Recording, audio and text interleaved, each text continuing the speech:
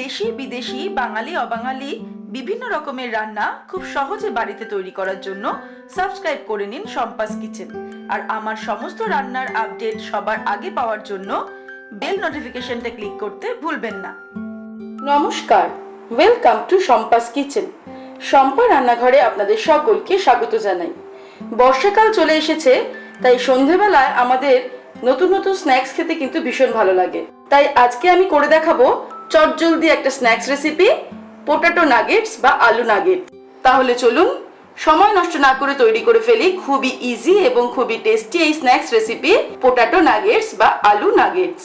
Crispy potato nuggets বা আলু nuggets তৈরি করার জন্য আমাদের যে উপকরণগুলি লাগবে সেগুলি হলো, আমি সিদ্ধ করা আলু নিয়েছি 4টে, চিজ কিউব 2-3টে, ব্রেড ক্রাম্বস, আদা বাটা, রসুন বাটা, chilli flakes, oregano, cornflour, chaat masala, আর এর সঙ্গে লাগবে স্বাদ অনুসারে নুন আর সাদা তেল। পোটাটো নাগেটস বা আলু নাগেটস তৈরি করার জন্য আমি সবার প্রথমে একটা বোল নিয়ে তার মধ্যে আলুগুলোকে ম্যাশ করে নিয়েছি। এবার এর মধ্যে আমি দিচ্ছি কর্নফ্লাওয়ার। আমি 3 টেবিল স্পুন কর্নফ্লাওয়ার দিচ্ছি। ব্রেড ক্রাম্ব দিচ্ছি 3 টেবিল স্পুন। এবারে এর মধ্যে আমি দেব আদা বাটা, হাফ টিস্পুন আদা বাটা দিলাম, হাফ টিস্পুন রসুন বাটা, 1 teaspoon chilli flakes, 1 teaspoon oregano, half teaspoon chaat masala, স্বাদ অনুসারে নুন, আমি 1/4 টিস্পুন নুন দিলাম। এবারে সব শেষে আমি চিজ কিউবগুলোকে গ্রেট করে দেব। চিজের পরিমাণটা কিন্তু নিজেদের স্বাদ অনুযায়ী বাড়ানো বা কমানো যেতে পারে। যারা চিজটা খুব বেশি পছন্দ করেন তারা চিজটা একটু বাড়াতে পারেন। আমি 2-3টে চিজ কিউব এখানে অ্যাড করছি। এবারে সব উপকরণগুলো আমি ভালো করে মিশিয়ে নেব। হাতের সাহায্যেই আমি ভালো করে একটা ডো মতো তৈরি করে নেব। এবারে মাখাটা তৈরি হয়ে যাওয়ার পর অল্প অল্প করে এখান থেকে নিয়ে আর হাতে একটু তেল লাগিয়ে নিয়ে আমরা নাগেটসগুলোকে তৈরি করে নেব।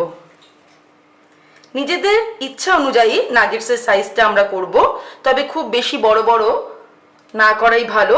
এরকম একটু ছোট ছোট সিলিন্ডারের মতো শেপের আমরা নাগেটসগুলো তৈরি করে নিচ্ছি, যেরকম আমরা বাজার থেকে কিনে আনি সেই রকম। নাগেটসগুলো আমি তৈরি করে নিয়েছি। এবারে কিন্তু এগুলোকে আমার ফ্রিজে রেখে দিতে হবে 30 মিনিট থেকে 1 ঘন্টা। তারপর আমরা নেক্সট স্টেপের দিকে এগোবো। 1 ঘন্টা হয়ে গেছে, আমি নাগেটসগুলোকে ফ্রিজ থেকে বার করে নিয়েছি। এবার একটা বোলের মধ্যে আমি 2 টেবিল স্পুন মতো কর্নফ্লাওয়ার নিয়ে অল্প জল দিয়ে গুলে নিয়েছি, আর নিয়েছি বেশ কিছুটা ব্রেড ক্রাম্ব। একটা করে নাগেটস আমি তুলে নিয়ে এই কর্নফ্লাওয়ারের গোলার মধ্যে দিয়ে ভালো করে এটাকে ডিপ করে নেব। নিয়ে তুলে এর মধ্যে ব্রেড ক্রাম্বটাকে ভালো করে মিশিয়ে নেব।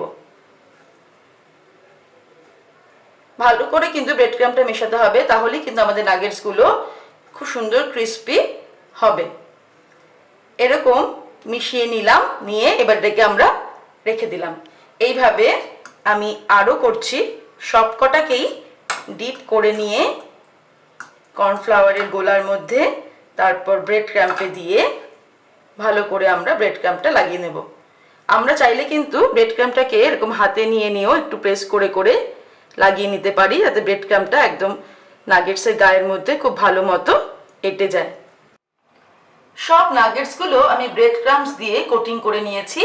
এবারে এগুলোকে আবার আমি 30 মিনিটের জন্য ফ্রিজে রেখে দেব। তারপর আমরা ফাইনাল স্টেপের দিকে এগোবো। ফাইনালি আমি কড়াইতে তেল গরম করেছি।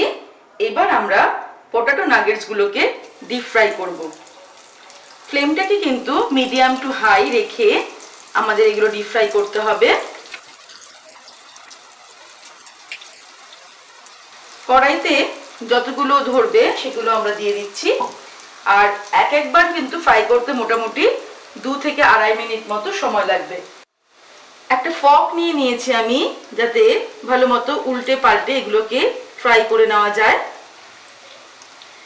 আঁচটাকে কিন্তু আমরা মিডিয়াম টু হাই রাখবো আর ক্রিস্পি করে এগুলোকে ফ্রাই করে নেব। তৈরি হয়ে গেছে আমাদের আজকের স্ন্যাক্স রেসিপি পোটাটো নাগেটস বা আলু নাগেটস। আমার রেসিপিটা ভালো লাগলে অবশ্যই কিন্তু রেসিপিটাকে লাইক করুন, শেয়ার করুন, আর নিত্য নতুন রেসিপির আপডেট পাওয়ার জন্য এক্ষুনি আমার চ্যানেলকে সাবস্ক্রাইব করে নিন। ভালো থাকবেন, সুস্থ থাকবেন। আমি আবার হাজির হব নতুন নতুন রেসিপির সঙ্গে। নমস্কার।